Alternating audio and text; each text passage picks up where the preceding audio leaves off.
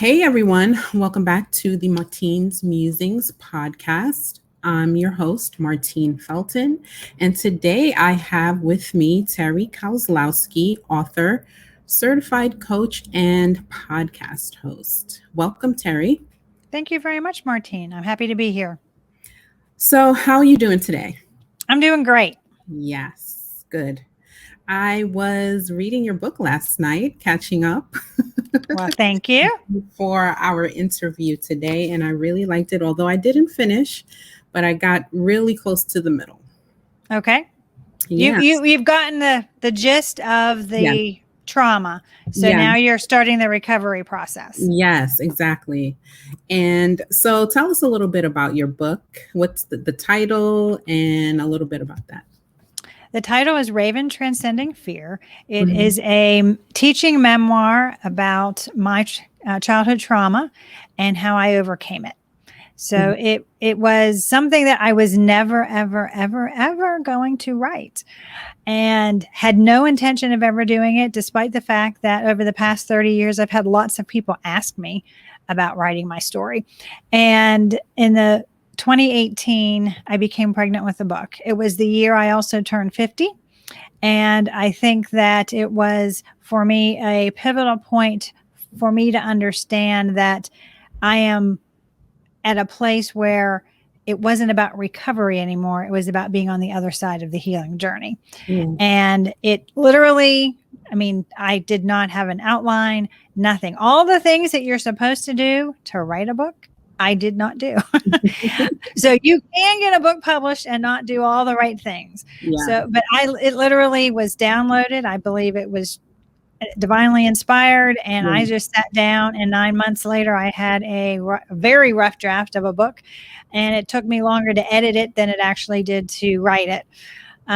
And because of the story, which is really about my childhood trauma, and then understanding that the journey we take after trauma for all of us is a healing journey. It's also a journey back to our soulful and authentic selves, and understanding that everybody can heal.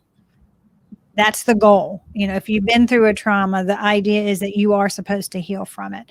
It's a lot of us get trapped and stuck in the egoic mind, the inner critic, or being attached to the past because we won't let go. We won't forgive our abusers, and we stay attached to the past in that realm. Yeah.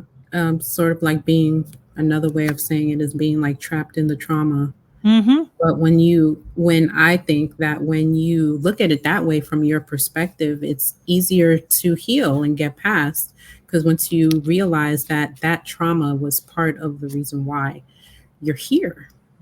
Exactly. And to start that healing journey so that you can then, be on your soul's path. Absolutely. And I believe that we all come to the planet very aware and very awake. And when you watch small children, they are uniquely and completely their authentic selves. Yes. It's sad that us parents, loving parents that we are, squash that in children because we want them to behave. We want them to be good girls and good boys. And then we go ahead and we try to mold them into our image, or into, to be better than we are. We want them, if we didn't go to college, we want them to go to college. All those things that we didn't do, we want them to do. And we try to relive our lives through them, when the reality is that's not why they're here. Nope.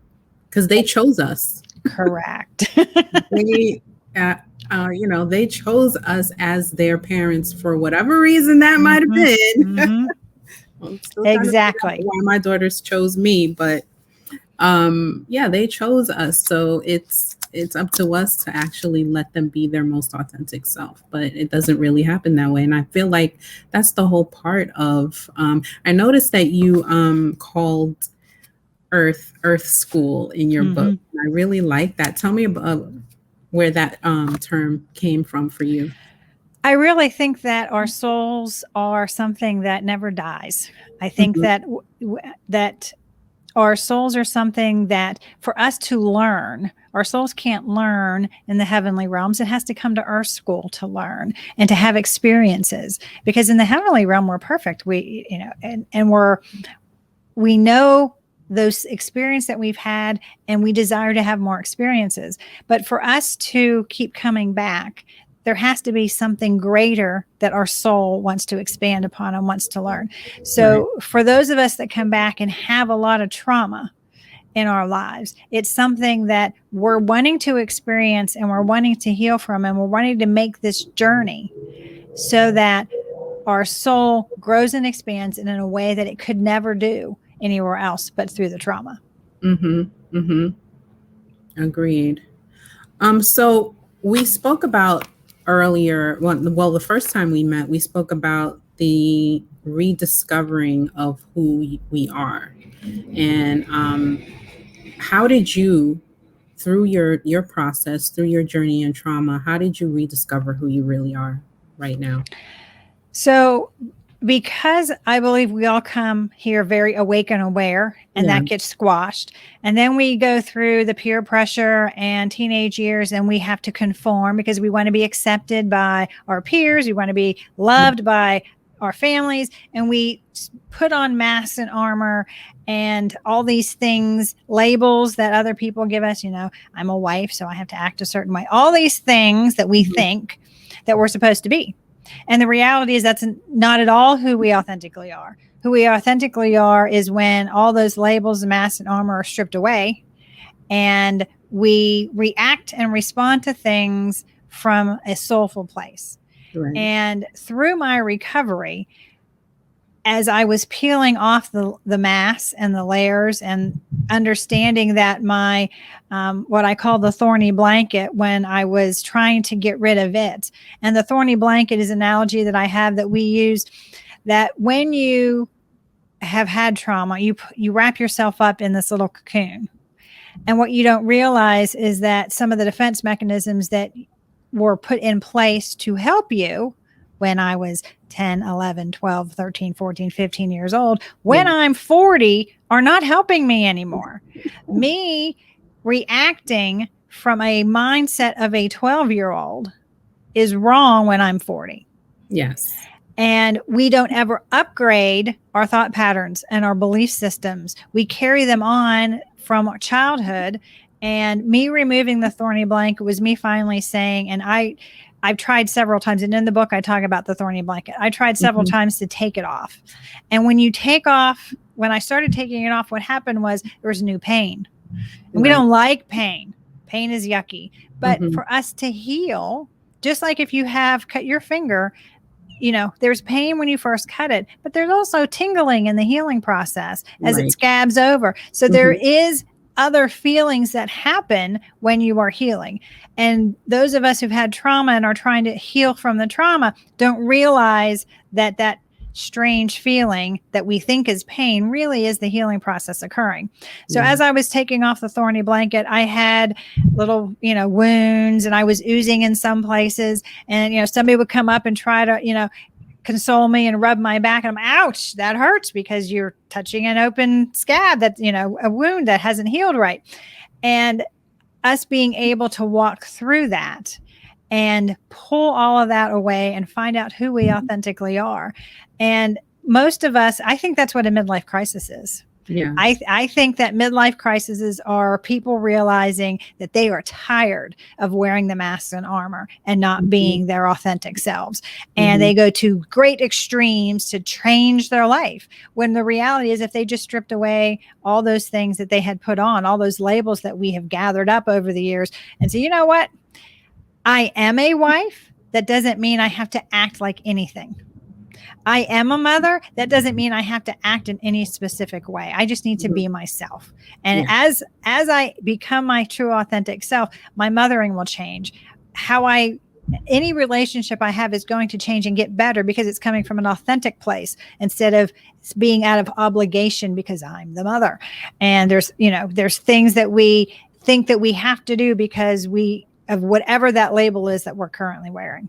Yeah. And those labels are embedded from, our parents and their parents, and it's all really like a generational pattern.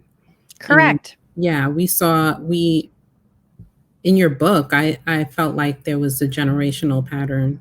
Do you, you want to speak a little bit about that?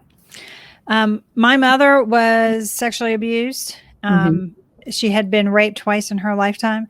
Her mother was sexually abused. So there is a generational of sexual abuse. There's also some generational things about identity issues. And what I mean by that is my mother came from a very small village inside the Arctic Circle. 8 miles inside the Arctic Circle called Fort Yukon. And she lived a sustenance life. She had no running water, no electricity. At the age of 16, she and her 2 younger sisters were given up for adoption. Literally left the sustenance living to a place living with missionaries who now they had running water.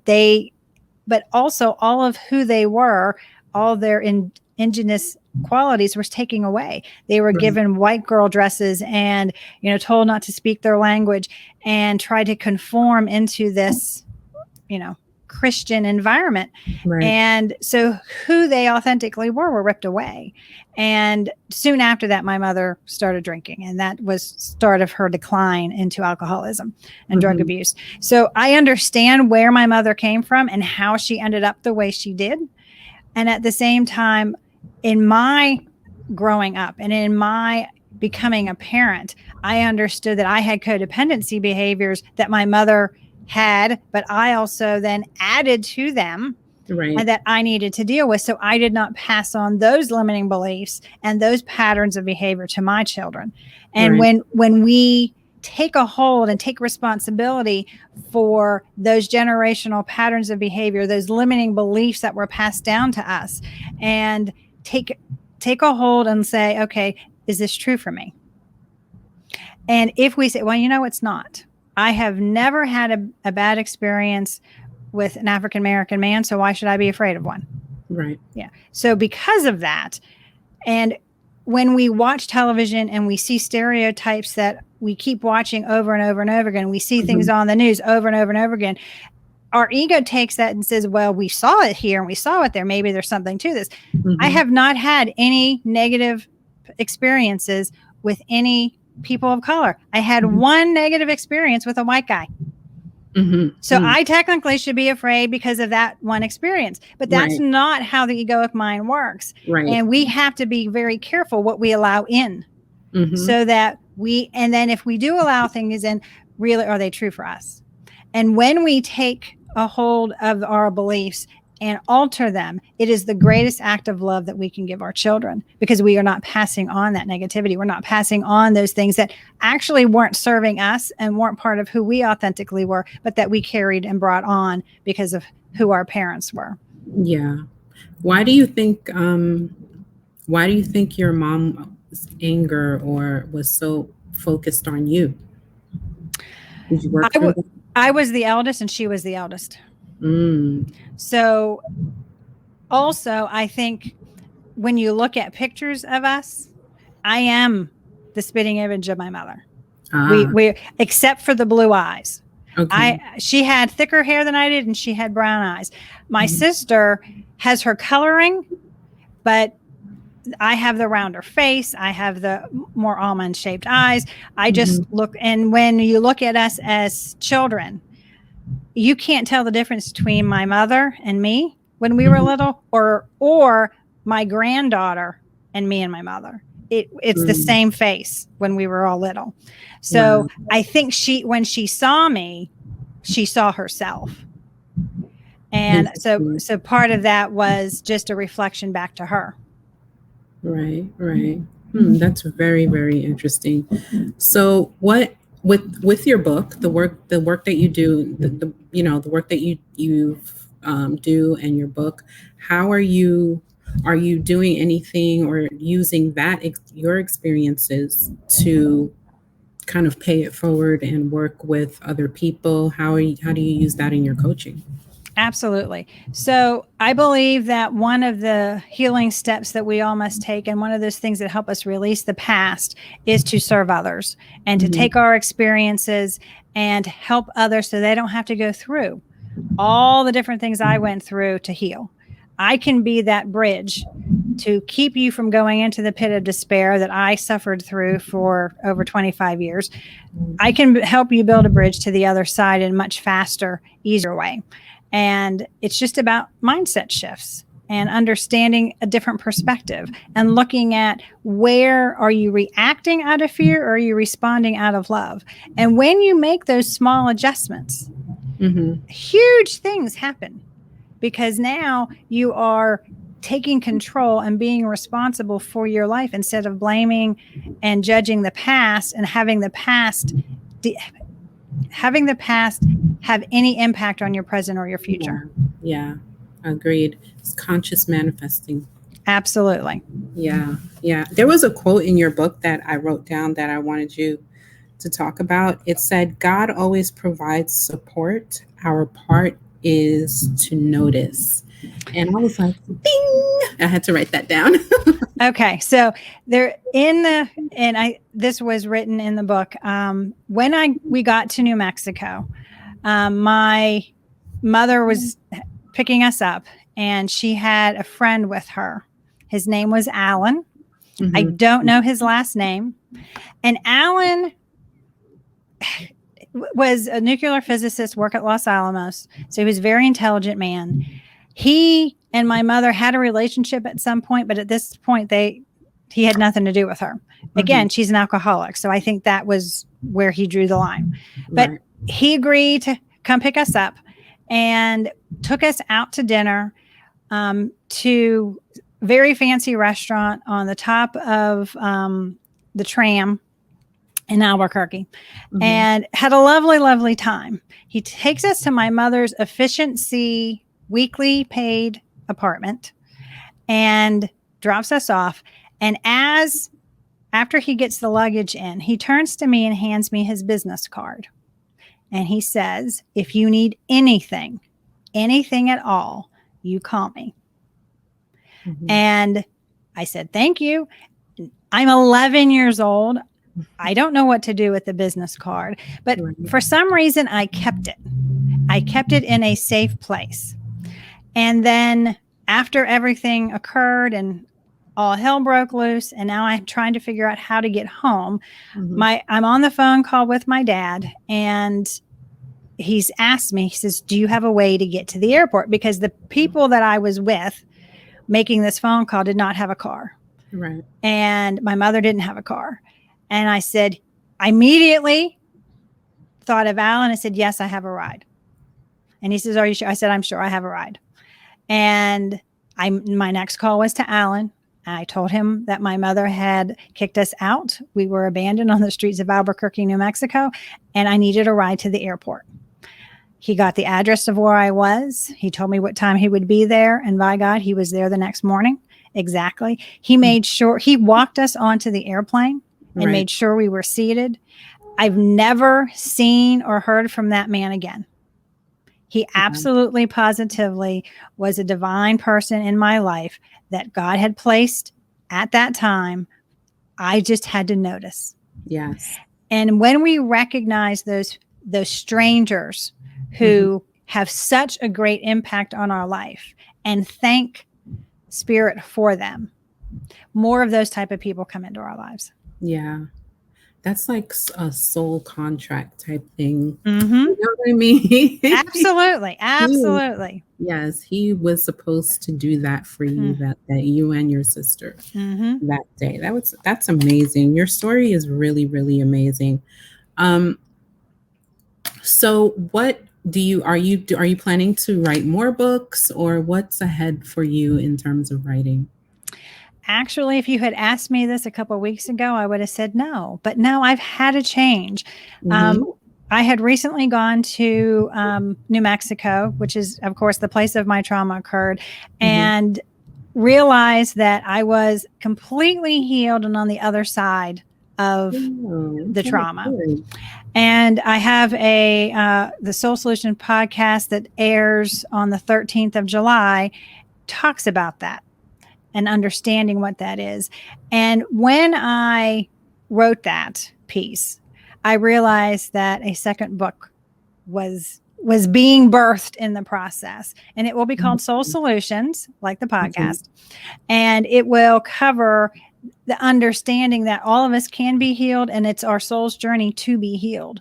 That is, if we've had trauma of any kind, our healing journey is part of our soul's journey back to spirit. And it's a part of making sure that we become our authentic selves, is that healing journey. And for all those people who don't go through that, they need to understand that that's available to them. And it doesn't have to take years. It can be much faster. And there are many ways that people can help those people. You know, you and I both have the ability to show them different ways to get through that healing process much faster than what we've had to gone through. Right. Well, so what are some of your self-care practices, or if you have any? I have lots of self-care practices. That's one of the key steps in the healing process, is understanding that we are worthy and we are important to take care of ourselves. And, you know, that includes eating well, getting enough sleep. But I journal every morning. I meditate every morning.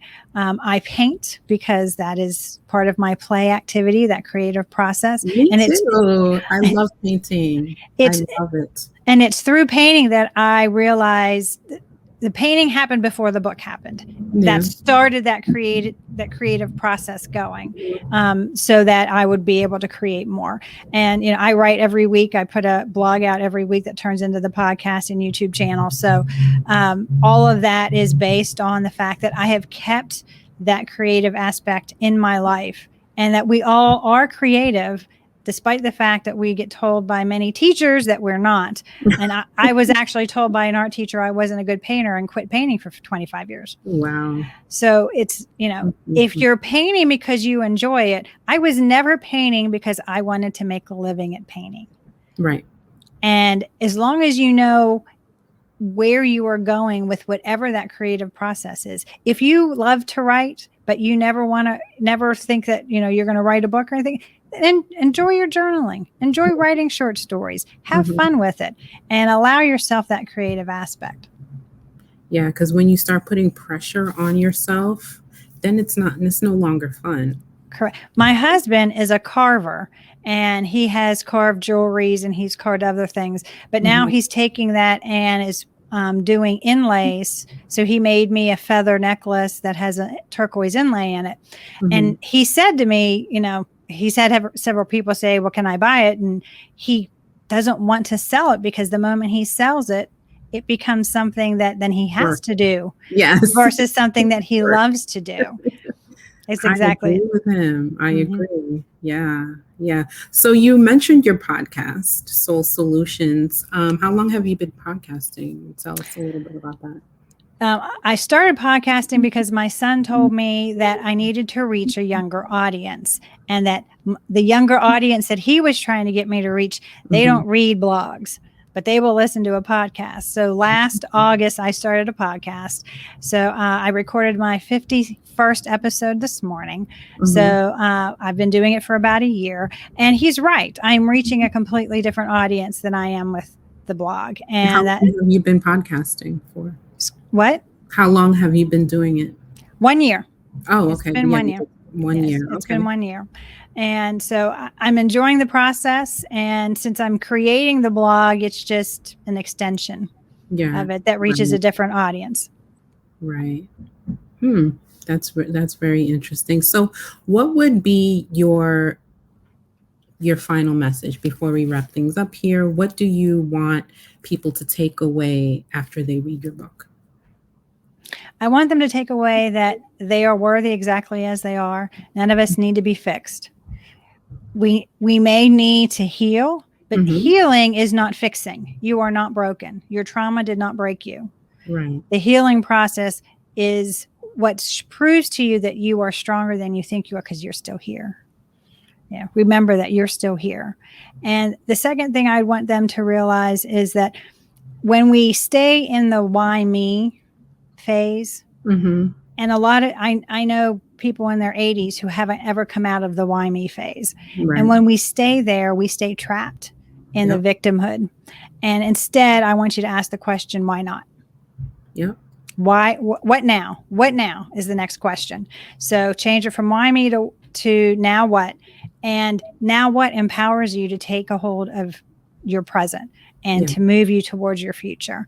And it strips away the fact that, yes, you were a victim, but now you're a survivor. And now what are you going to do to make your dreams come true? Perfect. So where can we find your book and where can we find you? You can find me at terrikozlowski.com. The book is raventranscendingfear.com, or you can get it on Amazon. And the podcast is soulsolutionspodcast.com. And I'll be happy to give your audience a free ebook, Blueprint to Overcoming Fear. And it's a prelude to Raven Transcending Fear. And I will get that link over to you. Oh, wonderful. And I'll have all of that information, all of Terri's information in the description box for those of you who want to purchase the book or contact her for any reason. Everything will be in the description box. So it's been a really wonderful conversation, Terri. Thank you for joining me. And everyone, thank you for listening. Thank you for watching. And I will see you next time on the next episode. Take care, everyone. Thank you. You're welcome. Bye. Bye-bye.